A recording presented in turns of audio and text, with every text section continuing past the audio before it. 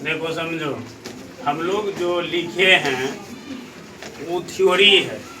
किसी भी चैप्टर को बनाने के लिए थ्योरी काफ़ी इम्पोर्टेंट होता है। हाँ, थ्योरी। अगर हम थ्योरी समझ लेंगे, ध्यान से सुनिएगा, अगर हम थ्योरी समझ लेंगे तो हम बढ़िया से इस चीज़ को समझ सकते हैं। समझे? अगर हम थ्योरी नहीं समझ पाएंगे तो हम बढ़िया से कोई भी हिसाब दे देगा, हम रट के उतार लेंगे, लेकिन नहीं होगा बढ़िया से। तो चैप्टर जो है आपका देख लीजिए, यहाँ पर लिख दिए हैं प्रॉफिट, लॉस एंड डिस्काउंट। आप लोग सुने होंगे, अगर आप मार्केट जाते हैं, झींगा बेचने गए होंगे, सब्जी बेचने गए होंगे या बकरी बेचे होंगे, तो जब आप बोलते होंगे कि फायदा हुआ, क्या बोलते हैं? फायदा हुआ, तो इसका मतलब प्रॉफिट हुआ। फायदा का मतलब क्या हुआ? प्रॉफिट हुआ, आपको लाभ हुआ। प्रॉफिट मतलब क्या हुआ? लाभ हुआ। और जब हम कोई चीज को खरीदते हैं और कम में, जैसे मान लीजिए हम मार्केट गए, हम एक बकरी के बच्चा को, ध्यान से सुनिएगा, एक बकरी के बच्चा को मैंने 500 रुपया में खरीदा। कितना में खरीदा? 5 दिन 10 दिन के बाद वो बकरी के बच्चे बीमार पड़ गए और घर के लोगों ने बोला कि इसको बेचिए, नहीं तो मर जाएगा। तो मैंने जब व्यापारी को बेचना शुरू किया तो वो बोला कि नहीं सर, ये तो बकरी का छोटा बच्चा है, हम इसका 300 रुपया देंगे, इससे ज़्यादा नहीं देंगे। तो मैंने सोचा कि भाई मर जाएगा तो वो नहीं आएगा, तो मैंने 300 में उसको बेच दिया। कितना में बेच दिया? 300। तो हमको एक बात बताइए, लॉस हुआ कि प्रॉफिट हुआ? उसी को हानि कहते हैं। उसी को क्या कहते हैं? हानि कहते हैं। यानी कि लॉस हो गया, घाटा लग गया। नहीं कहता लोग सब गाँव में, कहता घाटा लग गया। कौन सी लग गया? घाटा लग गया, लॉस हो गया। उसके बाद एंड मैंने और है डिस्काउंट, मतलब होता है बट्टा। डिस्काउंट मतलब क्या होता है? बट्टा होता है। ठीक है, यहाँ पर बट्टा का मतलब दूसरा अर्थ है, वो वाला बट्टा नहीं समझिएगा, घर में जो बट्टा आता आटा सामने वाला, वो बट्टा ये नहीं है। ठीक है, चलिए, importance formula and the results. कुछ जो है इम्पोर्टेंट सूत्र है और उसका परिणाम है। रिजल्ट मतलब होता है परिणाम, रिजल्ट मतलब क्या होता है? चलिए पहले बात करते हैं क्रय मूल्य, कॉस्ट प्राइस की बात करते हैं। क्रय मूल्य को अंग्रेजी में बोलते हैं कॉस्ट प्राइस। क्रय मतलब खरीदना, क्रय मतलब खरीदना। जब हम कोई चीज को खरीदते हैं तो उसको बोलते हैं क्रय मूल्य, कॉस्ट प्राइस बोलते हैं। जिस मूल्य पर कोई वस्तु खरीदी जाती है, क्या की जाती है? उसे कॉस्ट प्राइस यानी कि सीपी कहा जाता है। शॉर्ट में उसको सीपी बोलते हैं, कॉस्ट प्राइस। शॉर्ट में उसको क्या बोलते हैं? सीपी बोलते हैं। और ये आपका हो गया कॉस्ट प्राइस। समझिएगा, ध्यान से सब कुछ समझिए, ठीक ना? अगर आप समझ लेते हैं तो आगे की कक्षाएं में आपको दिक्कत नहीं होगी समझने में। जैसे सवाल देगा आप बना लीजिए। तो आप समझ गए क्रय मूल्य। क्रय मूल्य किसको कहेंगे?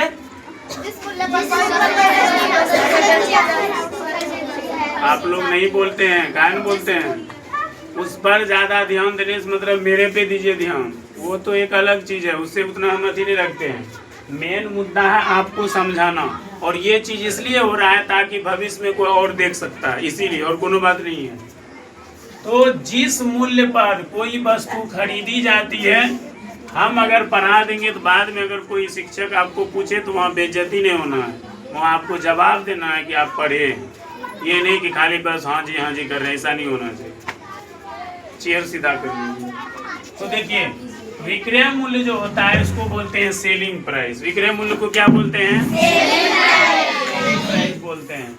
जिस मूल्य पर कोई वस्तु बेची जाती है, चाहे वो जितना रुपया में आप बेच रहे हैं, उसी को कहते हैं सेलिंग प्राइस। शॉर्ट में बोलते हैं एसपी। शॉर्ट में क्या बोलते हैं? उसके बाद आता है आपका लाभ। लाभ को बोलते हैं प्रॉफिट। लाभ को क्या बोलते हैं? प्रॉफिट बोलते हैं। तो देखिए, जब क्रय मूल्य से विक्रय मूल्य अधिक प्राप्त होता है, अगर हम अभी आपको उदाहरण दिए थे कि अगर हम एक बकरी को 500 रुपया में खरीदे हैं और उसको 800 में बेच देंगे तो कितना रुपया लाभ हो जाएगा हमको? 300 रुपये का लाभ होगा। लाभ हुआ ना? तो ये हो गया हमारा प्रॉफिट, इसको हम प्रॉफिट के अंतर्गत रखेंगे। उसके बाद हम बात करेंगे हानि का। हानि मतलब लॉस, हानि मतलब लॉस यानी कि घाटा, मतलब कोई चीज का घाटा लग गया है, लॉस लग गया है, तो उस पर बात करेंगे। कहता है जब क्रय मूल्य से विक्रय मूल्य कम प्राप्त होता है।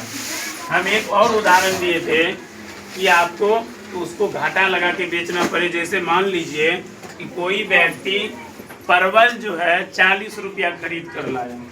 कितना रुपया खरीद कर लाया? लेकिन बाजार में नहीं बिकने के कारण, और अभी गर्मी का सीजन है, गर्मी का सीजन है कि नहीं है, जिसके कारण से उसका परवल पकने लगा। परवल क्या होने लगा? तो वो क्या किया बेचारा, 40 के बदले में 35 में बेचना शुरू कर दिया। तो घाटा लगेगा? लगेगा कि नहीं लगेगा? लगेगा। तो जब लॉस होता है तो ये हम हानि में गिनती करते हैं इसमें। उसके बाद आता है मार्केट प्राइस। इसी को कहते हैं अंकित मूल्य। इसी को क्या कहते हैं?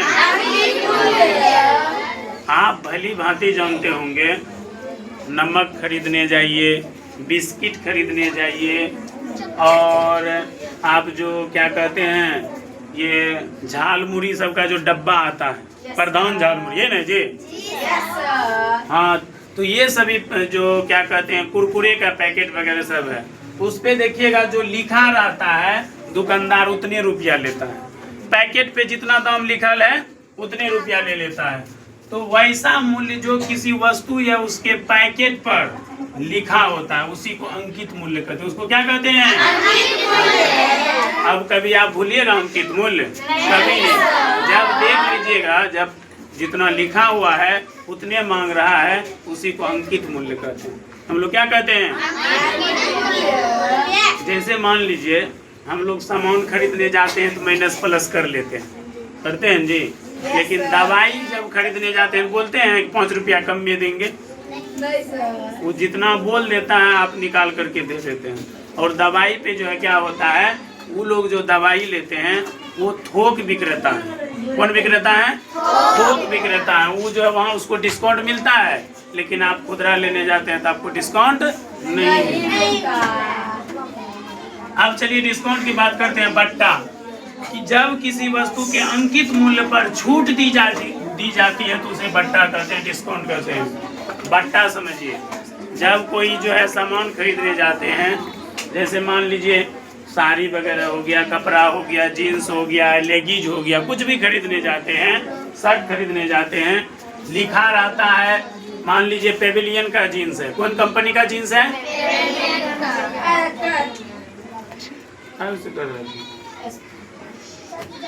मान लीजिए कि पेविलियन कंपनी का जीन्स है। किसका जीन्स है? पेविलियन कंपनी का जीन्स है। उसका दाम है, प्रिंटेड रेट है, क्या हो, प्रिंटेड रेट है 1500 रुपया। प्रिंटेड रेट कितना है? 1500 रुपया। लेकिन वो क्या कहता है, बोलता है कि 20% छूट देंगे या 10% छूट देंगे। बोलता है ये बात, बोलता है कि नहीं बोलता है? तो जो छूट देता है उसी को कहते हैं बट्टा। उसी को क्या कहते हैं? तो 1500 का जो है वो छूट करके 1100 में दे दे, या 1200 में दे दे, या 1400 में दे दे, यही जो होता है आपका बट्टा कहलाता है। ये क्या कहलाता है? उसके बाद देखिए कहता है सम इम्पोर्टेंट्स फॉर्मूला, कुछ महत्वपूर्ण सूत्र। कुछ महत्वपूर्ण सूत्र। लाभ बराबर है विक्रय मूल्य घटा क्रय मूल्य। उसी को लिखे हैं SP माइनस CP। उसी को क्या लिखे हैं? हानि बराबर क्रय मूल्य माइनस विक्रय मूल्य। क्रय मूल्य बराबर विक्रय मूल्य माइनस लाभ। जब दिया हो तो देखिएगा एक के रंग का दो को सूत्र मिलेगा। लाभ दिया रहेगा तो वो लगाएंगे, हानि दिया रहेगा तो वो लगाएंगे। बात समझ में आया? लाभ और हानि दिया रहेगा जैसा वैसा करेंगे। अगर लाभ दिया रहेगा तो ये लगा देंगे, अगर क्रय मूल्य निकालना है, हानि दिया है तो ये लगा देंगे, जोड़ लगा देंगे इसमें, ये विक्रय मूल्य प्लस हानि हो जाएगा। लाभ परसेंट बराबर होता है लाभ गुना 100 बटे क्रय मूल्य। लाभ गुना 100 बटे हानि प्रतिशत बराबर होता है हानि गुना 100 बटे क्रय मूल्य। उसके बाद जब हम क्रय मूल्य फिर निकालना चाहते हैं तो हो जाता है विक्रय मूल्य इंटू 100/100 प्लस पी। पी मतलब यहाँ क्या हो? बिल्कुल सही। जब लाभ दिया रहेगा तो वहाँ पर लाभ लिख देंगे, अगर हानि दिया रहेगा तो देखिए कैसे निकालेंगे। यहाँ देखिए विक्रय मूल्य तो लिखिए देंगे, आप यहाँ पर ब्रैकेट का इस्तेमाल कर सकते हैं। 100/100 घटा हानि। याद रखिए जब हम लाभ की बात करते हैं तो प्लस पॉइंट में जाता है, जब हम हानि की बात करते हैं तो माइनस पॉइंट में जाता है।